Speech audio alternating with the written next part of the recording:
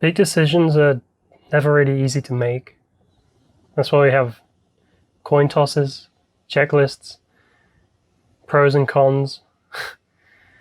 And I've had to make a lot of big decisions recently.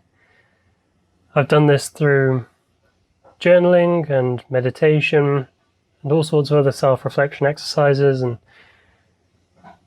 ultimately what it came down to, me making these decisions, wasn't some list of what my life will be like afterwards, what it's like now.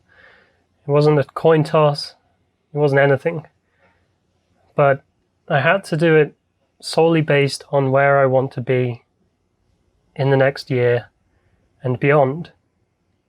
I had to think about my core principles.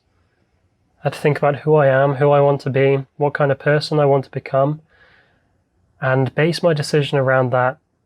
And while it wasn't easy to make these decisions, and I'll shed some more light on what these decisions are in the next few days, when I come up with a good way to talk about it, but ultimately that's what it came down to. And I'm in that in that stage. After every decision you make, you're like, did I make a mistake?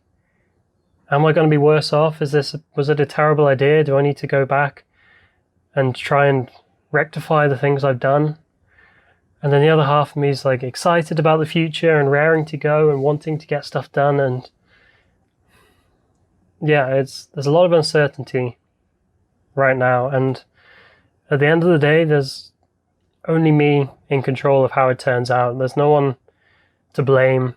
If anything goes wrong, then it's in my hands. And yeah, if it was a bad decision, it was a bad decision, and there's nothing I can do about that except keep going, keep trying to succeed, keep doing what I want to do, and keep basing my decisions on those principles. And eventually I know that I'll get to where I want to be.